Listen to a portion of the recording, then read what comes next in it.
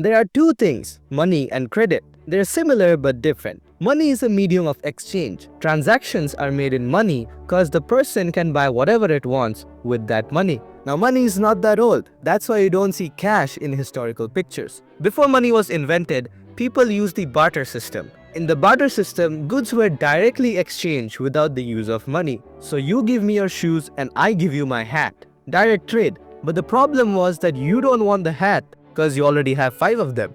So I want something from you, but you don't want the thing I'm giving to you. Now that's a big problem. So both parties have to agree to sell and buy each other's good. This is called the double coincidence of wants. Okay, let the past be the past and come back to the modern money, cash and coins. It is accepted as the medium of exchange as it is authorized by the government of the country. That's the currency. In India, the Reserve Bank of India issues currency on the behalf of the central government. Alright, banks. Deposit with banks is basically when you put your money in your bank account. Now the bank pays an interest on the deposit and this process is called the demand deposit.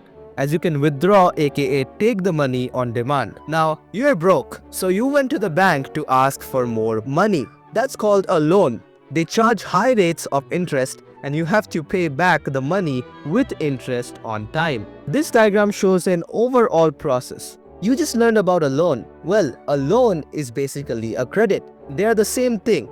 So credit or loan refers to an agreement in which the creditor supplies money to the borrowers with the promise for future payment. Now credit can lend to two different situations. Either it can be good, where you can use the money, make a profit with the credit and return it on time. Or it can be bad, where you don't use it properly and be late to repay the money, which keeps growing as time goes on, and the bad part is called a debt trap. Good. Now since credit is a big decision, there needs to be some rules to take credit. These are called the terms of conditions. They are conditions under which loans are given. The borrower has to give some property of his or her to the bank if he fails to repay the loan with interest. This property is called a collateral and it acts as a security for the loan. Now there are different people who can give you different loans. You can be normal and get loans from banks or get loans from moneylender or traders. Now loans can be grouped in formal sector and an informal sector. Formal sector consists of the banks and cooperative societies. Since RBI is the boss of the banks, it makes sure all the banks in the formal sector are working properly and whoever wants a loan can get a fair loan. The informal sector consists of moneylenders, friends, relatives, etc. That one friend who always takes your money and says he will return it in 2 days but never does. Yes, I know, perfect example. In this sector, loan guarantee is not there and it is much easier to fall in debt trap.